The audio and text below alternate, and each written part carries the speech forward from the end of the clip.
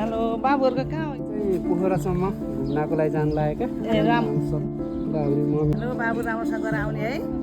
हामी काठमाडौँबाट पोखरा हुँदै पाल्पा हुँदै लुम्बिनीसम्मको यात्रामा निस्किसकेका छौँ र पहिलो स्पेसली तपाईँहरूलाई पोखराका 6-7 ठाउँमा हाम्रो भिजिट गर्ने सेड्युल छ र त्यो सेड्युल अनुसारको दृश्यहरू र बाटोमा पर्ने अमेजिङ दृश्यहरू जुन हामीले क्यामेरामा कैद गरेर हजुरहरू सामु प्रस्तुत गर्ने जमर्को गरेको छु र बाचा पनि गरेको छु। अहिले हामी नागढुङ्गाको सुरुङ मार्ग हुँदै हामी अगाडि बढिसकेका छौँ र हामी यो ओह्रालो बाटो राम्रो पनि छ र जानलाई त्यति धेरै समस्या छैन र धेरै ठाउँमा चाहिँ एकदमै बाटो बिग्रेको भएर अगाडि बढ्नलाई समस्या छ। अहिले हामी दादिङको धार्केमा छौँ। यहाँको भ्यू तपाईँ देख्न सक्नुहुन्छ, एकदमै सुन्दर छ। यहाँ पनि हरियाली मनोरम दृश्यहरू देखिरहेका छन् र यहाँको गर्मीको कुरा नगरौँ किनभने यहाँ अत्याधिक मात्रामा गर्मी छ। त्यही भएको भएर हामी अब अगाडि बढ्छौँ। फाइनली हामी त्रिशुली नदीको किनारमा छौँ। यो हाम्रो कोसीसितको पहिलो जम्काभेट हो र यहाँ धमिलो पानी बगिरहेकी छिन् किनभने बर्खा मासमा भलबाढीले गर्दा धमिलो पानी बग्ने क्रम जारी नै छ र यताबाट गएर कोसी चाहिँ तल ठुल्ठुला कोसीहरूमा मिसिएर विशाल समुद्र बन्दै जाने छिन् भने यहाँ आफैमा पनि ठुलो नदीको रूपमा बगिरहेकी छिन् र यहाँको दृश्यहरू पनि हराभरा छ, जो वन जङ्गलहरू हरियाली छन्। ल ह्याप्पी पोखरा यात्रा है। हामी पोखराको यात्रामा छौँ। त्रिशुली नदी देखिरहनु भएको छ होइन। यो चाहिँ यता गइरहेको छ भने यताबाट आइरहेको छ। अनि यो कोसीको गढ सल्लाहहरू एकदमै छ, गर्मी एकदमै सालहरू सल्लाहहरू एकदमै छ, गर्मी एकदमै छ। यो कोसीमा चाहिँ मान्छेभन्दा ठुला माछाहरू पाउने कोसी हो। तर अहिले हामी पछि देखाउनेछौँ। मलेखुको माछा मिठो भनेर एकदमै प्रसिद्ध माछा छ यहाँको माछासँग यहाँको दृश्य पनि एकदमै हरियाली र हराभरा छ र सिनहरू पनि सुन्दर देखियो।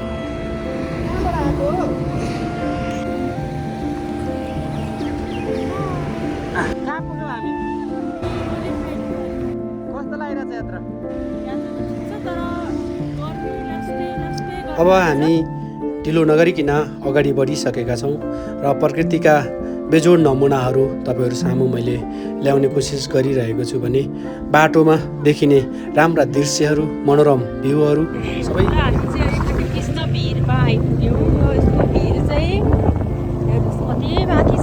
कृष्णभिर तपाईँले सुन्नुभएको होला। यो चाहिँ पाल्पाबाट बुटोल जाने क्रममा सिद्धार्थ राजमार्गमा पर्ने एउटा एकदमै डरलाग्दो भिर हो र हामी त्यही भिरको यात्रामा छौँ। तल नदी बहिरहेछन्, माथि भिर छ र सुन्दर दृश्यहरू छ।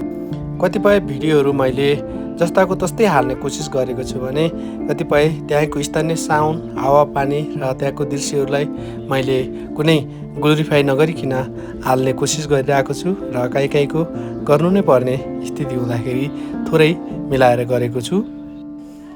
यो दृश्य हेरेर पनि नथाकिने र हेरिरहँ जस्तो र जसले क्यामेराले कैद गरिरहेको हुन्छ उसले चाहिँ दृश्यको आनन्द लिन पाएको हुँदैन भने यात्रा गर्ने मान्छेहरूले पनि आफ्नो यात्रामा फोकस हुन्छ। मनोकामनामा आइपुगेका छौँ हामी है। कति राम्रो भ्यू छ, दृश्य छ।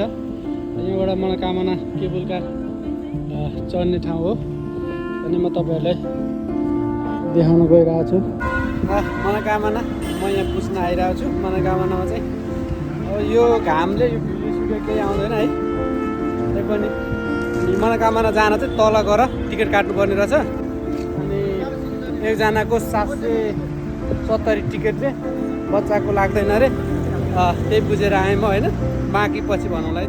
हामी केबल कारको प्रस्थान स्थानमा छौँ र यो केबल कारको एउटा अनौठो प्रवृत्ति जस्तो पनि लाग्छ। एउटा डोरीमा झुन्डिरहेको हुन्छ र प्रविधि पनि त्यही खालको हुन्छ र देख्दाखेरि रमाइलो पनि छ र तल नदी सुसाइरहेकी छिन् सलल्ल। यो बर्खा मासमा एकदमै बगिरहेको छिन् र अहिले ठ्याक्कै केबल कार पनि आएको छ र दुवैतिरबाट केबल कारको चाहिँ एकदमै राम्रो सङ्गम खिचेको छु।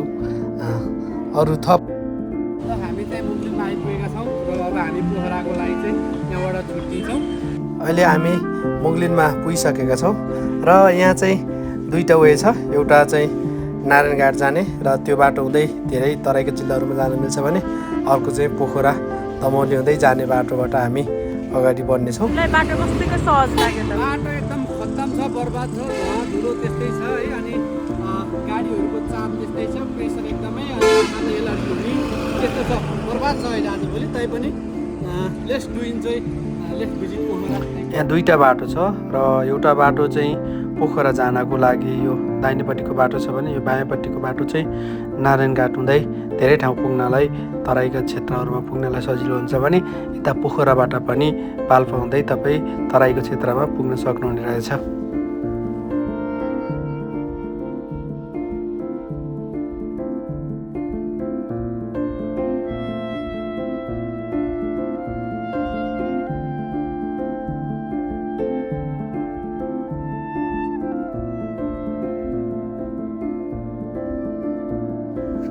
मुगलिनबाट पोखरा जाने बाटो डबल लेनको बाटो छ भने तपाईँको 4 लेनको अलि अगाडि चाहिँ 4 लेनको बाटो छ। आफ्नो 1 वेमा पनि 2 लेन छ।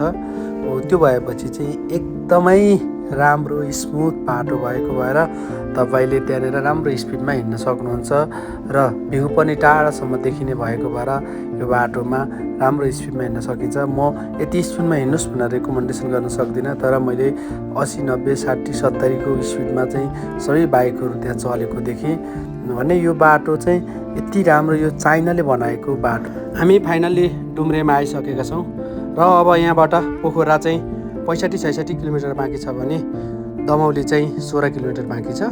र यो डुम्रेको भ्यू साह्रै सफा चट्टा परेको, यहाँको प्रकृति वातावरण र साउन्ड एकदमै शान्त छ। यहाँ कुनै कोलाहल छैन, कुनै हल्ला छैन, एकदमै सुन्दर भ्यूहरू, पहाडहरू सफा स्वच्छ देखिरहेका छन्।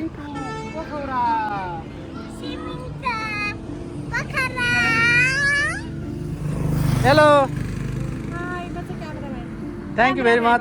थ्याङ्क यू क्यामेराम्यानले एकदमै मेहनत गरेर भिडियो बनाएकोमा धेरै धेरै धन्यवाद छ। ल, दमौली वास्तवमै साह्रै सुन्दर, सफा र स्वच्छ हावापानी भएको सहर देखिरहेको छ। यहाँबाट पहाडहरू, आकाशहरू तुहालो बिनाको र धुवा धुलो प्रदूषण बिनाको साह्रै सफा र स्वच्छ देखिरहेको छ। मलाई के लाग्छ भने 1 नम्बरमा दमौली, त्यसपछि स्विजरल्यान्ड 2 नम्बरमा राख्नुपर्छ होला सायद। यो तपाईँले देखेको चाहिँ माथि खोलाको पुल हो र हामीले छोडेर आइसक्यौँ बस्याङ्दी खोला र माथि पोखरा पुगेपछि हामीले सेती नदी देख्न सक्छौँ। र यो चाहिँ पुरानो पुल चाहिँ भत्काएर नयाँ पुल बनाउने क्रममा त्यो पुल चाहिँ निर्माणको क्रममा छ। यो चाहिँ दमौली बजार हो, मेन दमौली बजार चाहिँ यता अगाडि छ।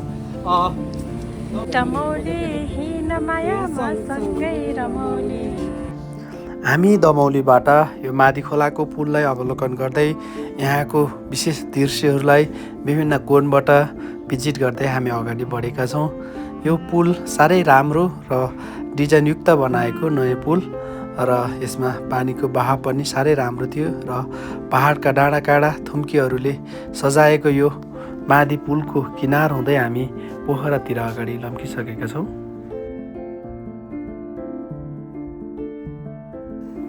अहिले हामी तनहुँको भिमाद भन्ने ठाउँमा छौँ। यो दृश्य आफै बोलिरहेको छ, यसमा धेरै कसी लगाउनै पर्दैन किनभने यति सुन्दर, यति सफा र यति राम्रो बाटो र जहाँ उबड खाबड छैन, बिचमा पनि स्मुथ छ। हामी यसमा अगाडि बढ्दै जाँदाखेरि हामीलाई कुनै विदेशी समृद्ध राष्ट्रको याद आइरहेको छ भने यो ठाउँमा जो पनि आउनुहुन्छ उहाँ यो ठाउँमा हराउनुहुन्छ, मनबाट हराउनुहुन्छ र यो ठाउँ छोड्दै हामी फेरि अगाडि बढ्नु त यात्राको दायित्वै रहेछ। यो ठाउँको नाम चाहिँ के हो? चुनिमुडा।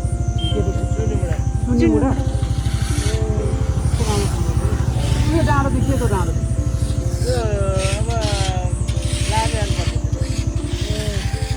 चुनिमुडा यो चाहिँ यो माथि चाहिँ फाट्छ त सम्ममा। अहिले हामी गगनगौँडामा आइपुगेका छौँ र अब पोखराको लागि 20 किलोमिटर जति बाँकी छ र यो पहाडका यति राम्रा थुम्कीहरू 3टा लेयरमा देखिँदा कति राम्रो दृश्यहरू हामीले कैद गऱ्यौँ। Finally we are in Pokhara. अब हामी पोखराको मेन सहरमा आइपुगेका छौँ र अब हामी फेरि सारङकोटको डाँडामा हामी जान्छौँ र जुन सारङकोट एकदमै फेमस प्रसिद्ध ठाउँ हो किनभने त्यहाँबाट क्लाउडभन्दा माथि हामी देखिन्छौँ, बादलभन्दा माथि देखिन्छौँ, जसरी हामीलाई प्लेनमा चढेको फिल हुन्छ। पोखराको यो सरङकोट डाँडा एकदमै फेमस डाँडाहरूमा पर्दछ, किनभने यहाँ क्लाउडभन्दा माथिको दृश्य क्यामेरामा कैद गर्न र सनराइजिङ हेर्नको लागि हजारौँ पर्यटकहरू आउने जाने गर्दछन्। आज बिहानै पानी परेको भएर यहाँ आज पर्यटकको आउने क्रम बढ्दै गइरहेको छ भने एउटा तल पोखराको एकदमै फेमस फेवाताल पनि देख्न सकिन्छ भने यहाँबाट विभिन्न डाँडा काँडाहरू र मनोरम दृश्य देख्नको लागि यो डाँडा एकदमै प्रसिद्ध छ। र यहाँ गणेशको पञ्चमुखे गणेशको यहाँ मूर्ति एकदमै राम्रोसँग सजाएर राखिएको छ। यहाँ 5वटा फेस भएका गणेशको मूर्ति सजाएर राखिएको छ भने यहाँ मन्दिर पनि आफैमा बेजोड नमुनाको विभिन्न कलाकृतिले सजिएको सुसज्जित मन्दिर पनि देख्न सकिन्छ। यहाँबाट दायाँ बायाँका दृश्यहरू यति धेरै सुन्दर, यति धेरै मनोरम छन्, जसले मनलाई आनन्द दिन्छ, दिमागलाई शान्ति दिन्छ र आँखालाई अमन चयन दिन्छ। हो, यो यात्राले, यो भिजिटले हामीलाई आफैमा एकदमै ऊर्जा दिइरहेको हुन्छ। हामी जति हिँडे पनि कहिले नथाकिने यस डाँडो साह्रै सुन्दर, अविस्मरणीय र मेमोरीमा बसिरहने एक अमिट छाप भएर रहिरहनेछ। यहाँका विभिन्न कलाकृति र महादेवका शिवलिङ्गहरू र धाराहरू र मन्दिरको भित्रको अनुपम दृश्य र पानीका फोहराहरूले सुसज्जित गरिएको यो ठाउँ आफैमा एक स्वर्गको टुक्रा जस्तो देखिने गर्दछ। भ्यूहरू कुहिरोले झपक्कै लागेको छ। पारी डाँडाहरू कति सुनसान सुन्दर छन् है। मनोरम दृश्य हेर्नको लागि चाहिँ सरङकोट डाँडा आफैमा एउटा अनुपम नमुना हो। यो भने पोखरामा अवस्थित यो चाहिँ कास्की जिल्लाको एउटा बेजोड नमुना हो। यसले चाहिँ नेपालभरिका पर्यटकहरूलाई चाहिँ विश्वभरिबाट आकर्षक गरेर नेपालभरिका आन्तरिक पर्यटकले पनि प्रवर्धन गर्नको लागि विशेष भूमिका खेलेको यो सरङकोट डाँडा आई लभ यु। पञ्चमुखे गणेश र शिव भगवानको आशीर्वादको प्रतीक स्वरूप लिएर हामी यस मन्दिरबाट अरू 5वटा सेड्युल भएको ठाउँहरूमा हामी भिजिटको लागि अग्रसर भइसकेका छौँ भने केही फोटोहरू सेसन पनि गर्दै अगाडि बढिरहेका छौँ। भिडियोलाई लाइक, सेयर, कमेन्ट गरेर साथ दिनुहोला। धेरै धेरै माया र तपाईँहरूलाई सम्मान छ मेरो। धन्यवाद।